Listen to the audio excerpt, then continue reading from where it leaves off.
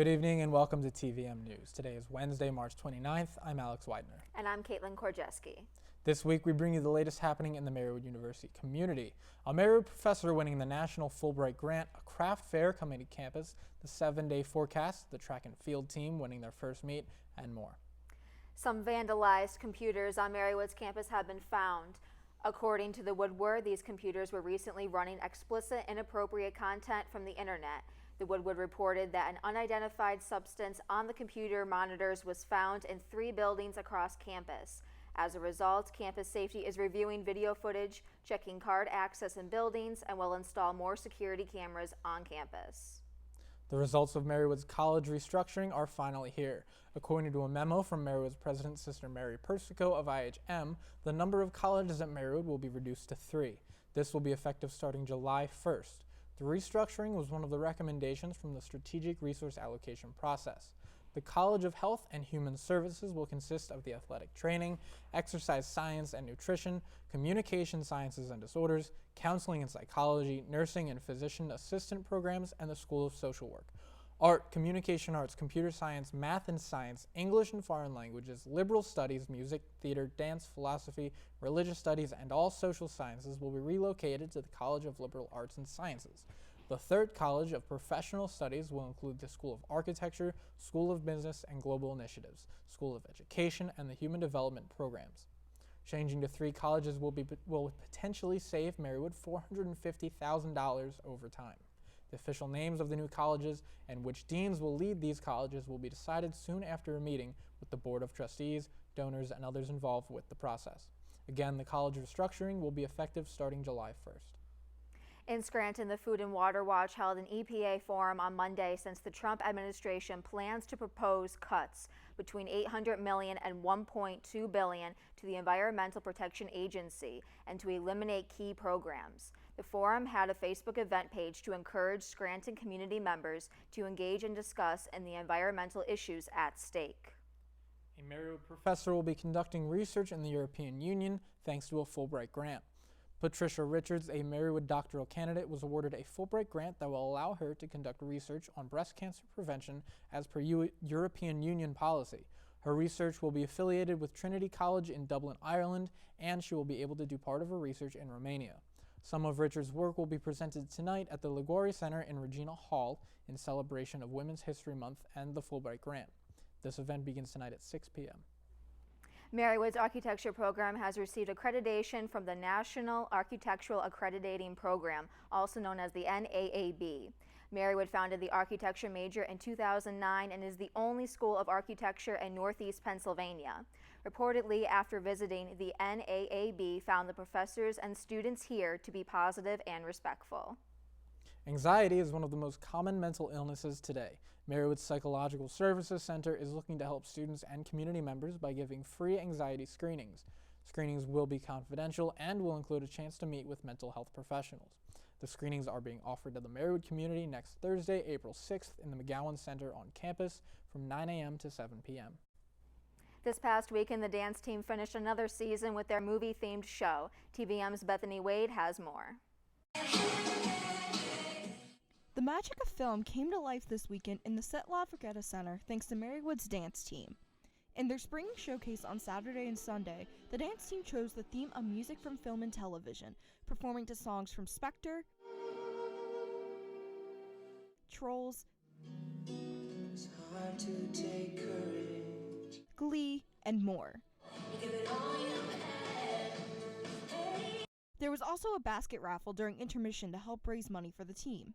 Alex Seibert, a senior on the team, performed a solo piece to Young and Beautiful from The Great Gatsby. I picked this song just because I really liked it, and it was kind of like slower, and I like doing that type of dancing. I kind of just played around with ideas and stuff until everything kind of flowed. Jules Silberberg, a sophomore architecture major, attended the show both days. I like the dance, the tap piece, the rock and roll one, and first shot wasn't bad either. For TVM News, I'm Bethany Wade. Marywood students gathered last Sunday to watch the March Madness basketball game between Kentucky and North Carolina. TVM's Rachael Eyler has the story. The Marywood community spent their Sunday evening joining in on the March Madness fun. Marywood students look forward to college basketball tournament March Madness, but behind me, students' activities crew is putting a twist on it with Munchie Madness. Students gathered in the upper main dining hall to watch the live basketball game between Kentucky and North Carolina, enjoy game time snacks, and even participate in a shootout competition for various prizes. SAC Shadow Madison Harm discusses the idea behind Munchie Madness. Two things that the school likes is basketball and food. We thought we'd have an event that's mainly very chill. People can come and go as they please. Whether people here are alone watching the game or they're here with their friends watching, it's kind of good that everyone can get together and just watch. Whether the students were following the game season or not, they were still able to come out and have fun. I'm not a big sports person really. I thought it was awesome that they had a bunch of food, and I thought it was a great event to get you out of your room with your friends, so it was nice just to come and sit with everyone and watch the game a little bit. For TVM-News, I'm Rachael Eyler. We'll be right back with Carly with what events and entertainment are happening at Marywood now, right after this short break.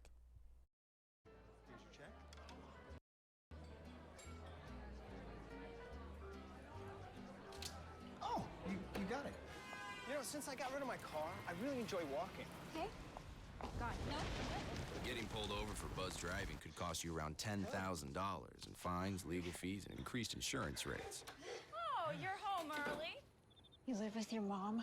That'll set your game back a few years. Buzzed, busted, and broke. Because buzz driving is drunk driving. Okay, so what would you bring to my company? What do you need?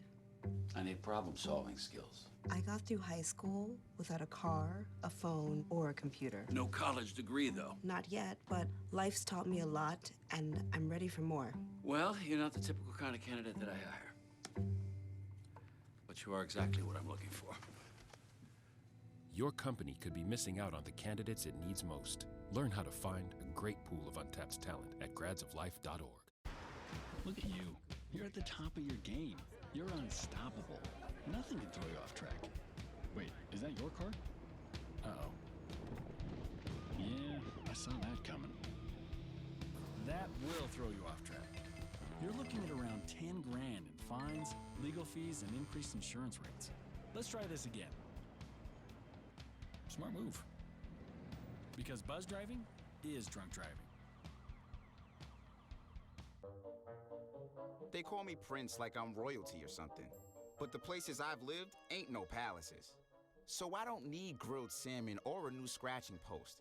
Just give me a cardboard box and a can of tuna and we're good. You can even change my name.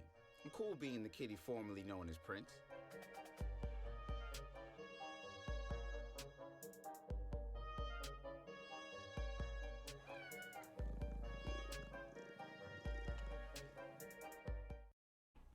Welcome back to TVM-News. Let's check in with Carly for the latest entertainment and events happening on campus. Student activities and student government had a 5-versus-5 basketball tournament on Friday in the Center for Athletics. There were cash prizes, and now the winning team, called the Average Joes, will be moving on and playing in the student-faculty game. If you're looking for some antiques or crafts, the Craft and Antique Fair will be in the Latour Room starting this Friday at noon until 7 p.m. The fair will be open to the public and will include collectibles, homemade items, bath and body essentials, pottery, antiques, artwork, and more. All the proceeds will benefit Campus Ministries' Alternative Break Service Trip program. For any questions, go to Marywood's website for more. The yearly carnival for children ages 4 to 8, Kid Stuff, is returning to Marywood on April 29th. This year's theme is Reading Rainbow, and volunteers are needed. If interested in being a volunteer and getting paired with a child for a day of fun activities, check your Marywood email for details on how you can volunteer. Graphic design and illustration students are bringing together the art and literary worlds. An art gallery and reception is happening next Wednesday at 5 p.m. on the second floor of the Learning Commons.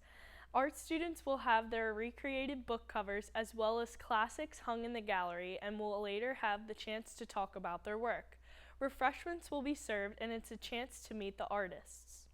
The Learning Commons Library is accepting gently used books in the semi-annual book swap sale. Also, if you have any new or gently used purses, jewelry, planters, picture frames, you can donate them to the Knowledge Bar in the Learning Commons. all for the Spring Fling Boutique hosted by the Library Services. That's all I have for this week. Tune in next week for more at Marywood Now. Coming up next is the latest on national news right after this break.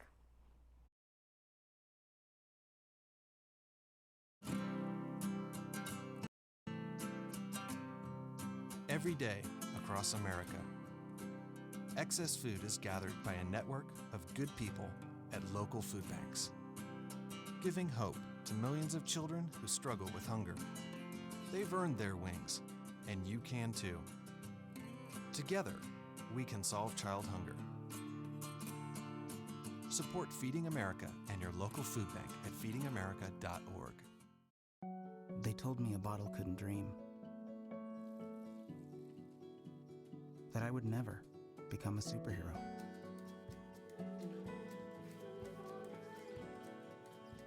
But I learned how to fly. Just to come back in a new disguise and be the hero that I've always wanted to be.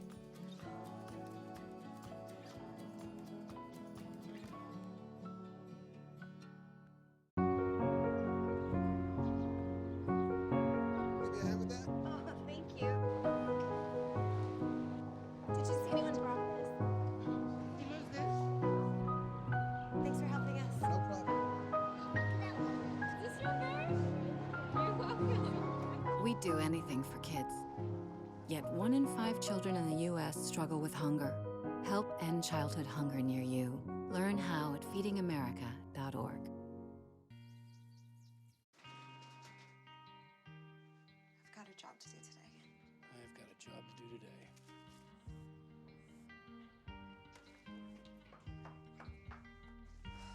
Have a good first day at work, Mom.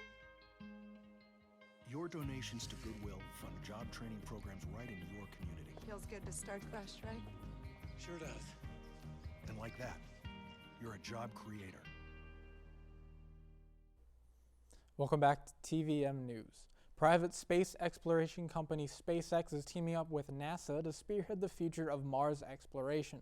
An unmanned mission to Mars is planned for 2020, and SpaceX is working with NASA scientists to decide on a suitable landing location on the Martian surface. The mission is meant to further the goal of sending humans to Mars.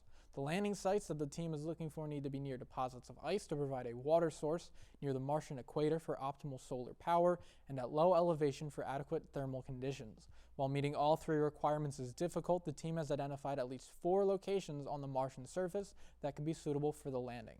SpaceX says the future of the program will include biannual trips between Earth and Mars. Another tragic story of a small plane crashing, this time in Alabama. A family of 4 died while they were traveling in their Cessna 210 from vacationing in Florida back to their home in Tennessee when something went terribly wrong. This was the second plane crash within 24 hours after one crashed into a Georgia home, killing the pilot. Zookeepers in Knoxville, Tennessee are trying to find out what caused dozens of reptiles to die. Officials at Zoo Knoxville showed up to work last Wednesday to find 33 dead cobras, rattlesnakes, and other animals in a building. More than 50 animals live in the facility. The zoo's vet team evacuated the reptiles and used an ultrasound to find heartbeats. Officials say the deaths were isolated to a single building. 3 of the reptiles that died were critically endangered species. Zookeepers called the losses heartbreaking and devastating. United Airlines is facing backlash after they denied 2 girls entry because they wore leggings. The 2 girls were taking a vacation to Mexico when a gate agent deemed their attire inappropriate. They were going to fly as past travelers, which means they were going to be flying for free since they are relatives or friends of a United Airlines employee. United Airlines has reminded those about their rules for such a privilege, which includes dressing properly. Uber is suspending tests of its self-driving cars after one of the vehicles was involved in a crash. The accident happened Friday in Tempe, Arizona. Tempe police say the Uber SUV was struck by another car, causing the Uber vehicle to roll onto its side. No one was seriously injured, but police say the driver of the non-Uber vehicle failed to yield, which led to the crash. An Uber spokesperson says the ride-sharing giant would suspend testing of its self-driving cars in Arizona and 2 other sites pending the results of the crash investigation. 12 jurors and 6 alternates from Chester County are on their way to Pike County, Pennsylvania, where the case of Eric Frayne is set to begin next week. Frayne is being charged with murder and terrorism when he allegedly killed Corporal Brian Dixon Jr. and wounded Trooper Alex Douglas back in 2014. He led a 48-day manhunt when he led the police searching in the Pocono Mountains. Testimony could last as long as 5 weeks, with the trial of Eric Frayne starting on Monday, April 3rd at the Pike County Courthouse in Milford, Pennsylvania. We'll have the 7-day weather forecast right after this short break. I've got a job to do today. I've got a job to do today.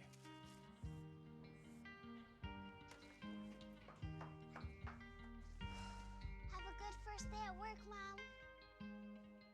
Your donations to Goodwill fund job training programs right in your community. Feels good to start fresh, right? Sure does. And like that, you're a job creator.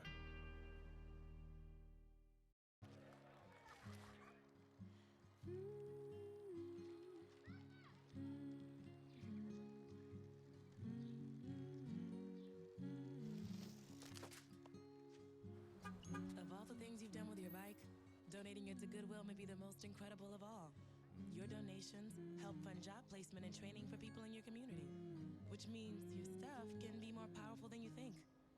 Goodwill. Donate stuff, create jobs.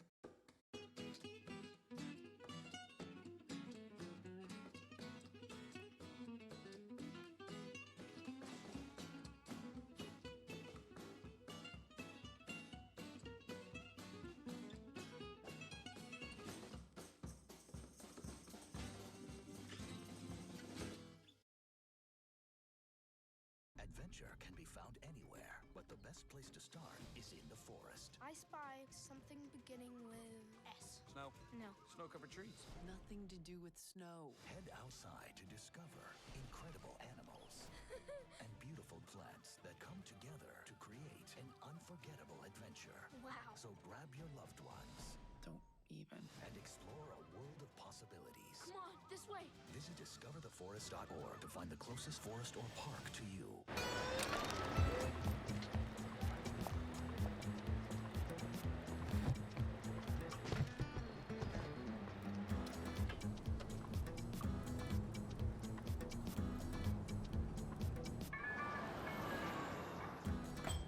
It's a short ride from your neighborhood to your naturehood. To find a neighborhood park or green space near you, visit discovertheforest.org. Welcome back to TVM-News. Let's check in with Sam on the Scranton area weather forecast. This is Sam Dauenhauer with your 7-day Scranton, Pennsylvania weather forecast. Today we have clouds fading away into a mostly clear night. Our current high is 50 degrees and the low for today is 29 degrees. Tomorrow you'll see clouds building all day, by night culminating into some rain and a reasonable 20% chance of a thunderstorm. The high will be 54 and the low 36 degrees. Friday will be a little colder with a mixture of rain and sleet in the morning and more rain to follow that night with some possible fog to boot. That high 45 and the low 40. Saturday, April Foolery aside, we're going to have clouds and fog. Plenty of it, all day. High 49, low 34, no kidding. Sunday, the sun will finally emerge fittingly enough, and the sky will be mostly clear all day. The high on that day will be 53 and the low 37. Monday, clouds returning in the morning, making for some more rain later that night, high 56, low 40. Lastly, on Tuesday, it's forecasted to rain all day with a 15% chance of a thunderstorm. The final high 58 and the low 42 degrees.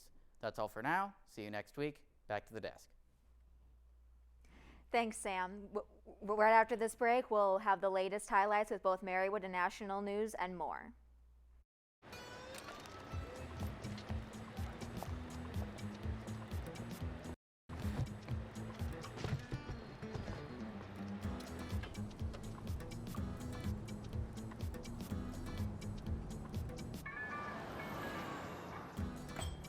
It's a short ride from your neighborhood to your naturehood.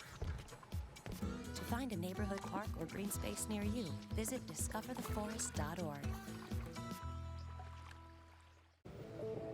What are you, superheroes? Just four brothers who hate bullies and love this city. Whoa!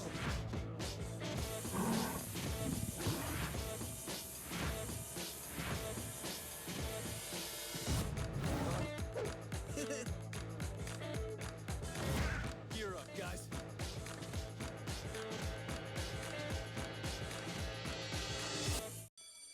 Open up your books to page 360. Did you just look at your phone while you was in class? You played yourself. Talking about inspirational quotes. You gotta believe in yourself. Don't ever play yourself. The key is to make it, so make it.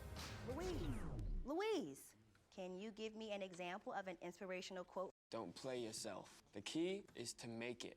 And who said that? I did. Now that's a major key alert. Learn the real major keys to getting to college at getschool.com. Hey, look, it's those guys. Are you good to drive? I'm fine. How many did you have? I should be fine. You should be. Go and step out of the vehicle for me. See ya, buddy. Good luck.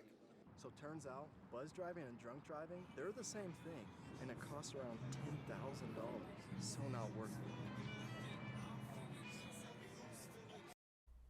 Welcome back to TVM-News. Let's check in with Nicolo for Marywood and national sports updates. The softball team broke into the win column this week by sweeping a doubleheader against Rosemont College with impressive wins of 12-1 and 13-1. Both games ended after 5 innings due to the Pacers' dominance.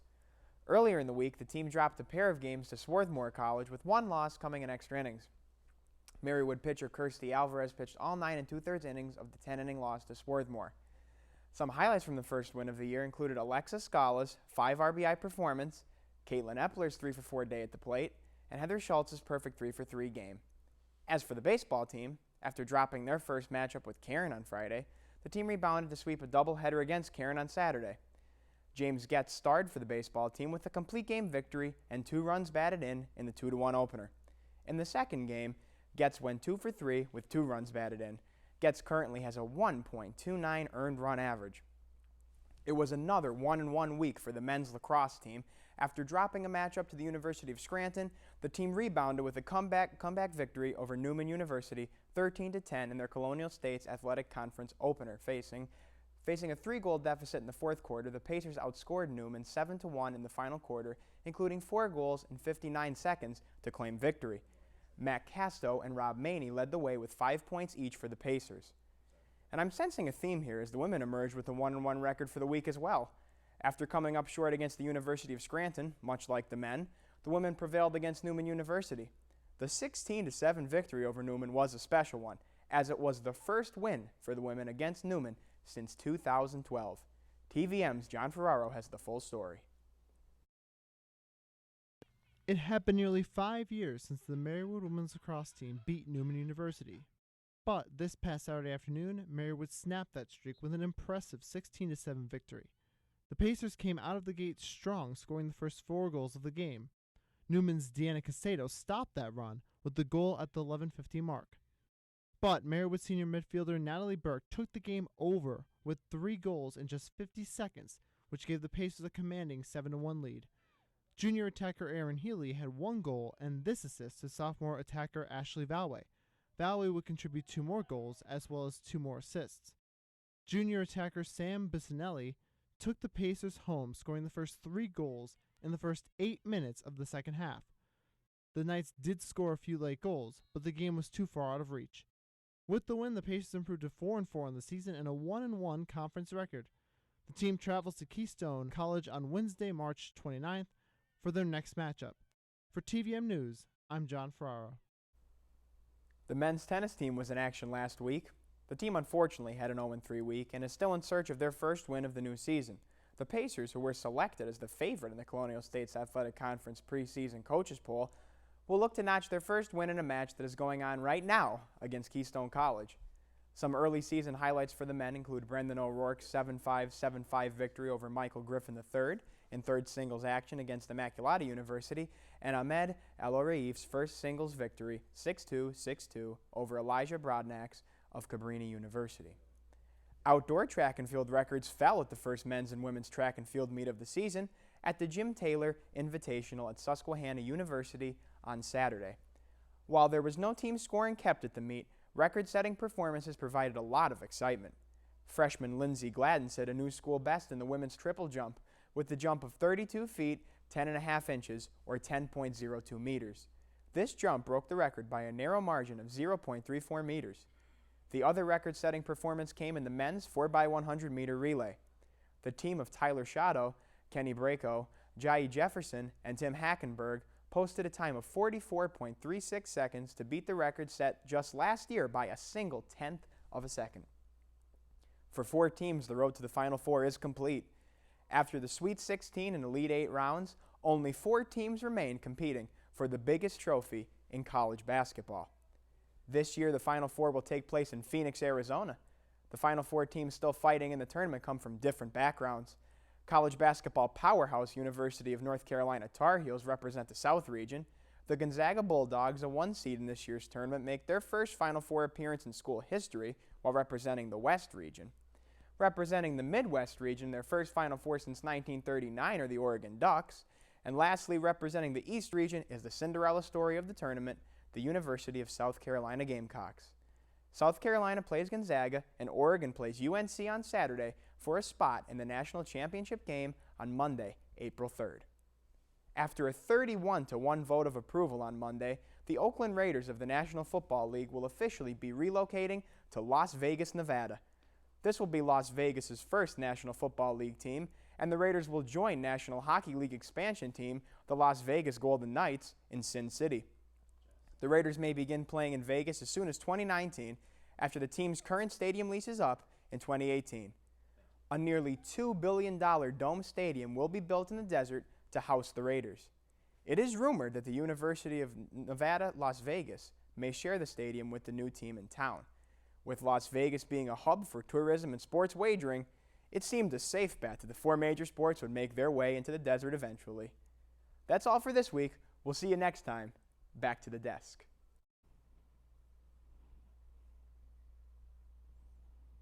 Thanks, Nicolo.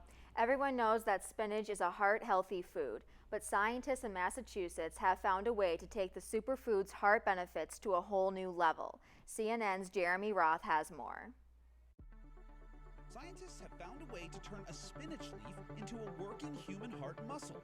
Researchers at Worcester Polytechnic Institute say they came up with the idea over lunch. The goal was to replicate a human vascular system using a leaf's network of veins. First, the leaves were stripped of their cells using detergent, turning them translucent. Then, the spinach veins were seeded with human heart tissue. After a few days, the leaf's muscle cells began to beat. You can actually see the injected red dye coursing through the spinach veins. Scientists hope their research could someday help treat heart attack patients.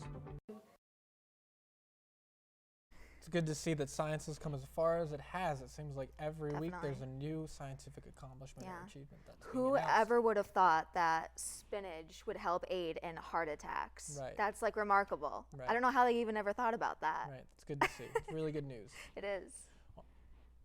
And talking about the Final Four, as Nicolo mentioned earlier, who do you think is going to win this weekend? You know, it's really too hard to tell. Right. I don't want to place my money on any bets just yet. Right. I think if I were to bet money on it, I'd probably go with North Carolina. Okay, I'll bet you. I think they have a good chance of $10? No. Oh, okay. I tried. I wish I had $10. On behalf of all the TVM News cast and crew, thanks for tuning in. Follow TV-Marywood on Facebook, YouTube, Twitter, and Instagram for more Marywood University news.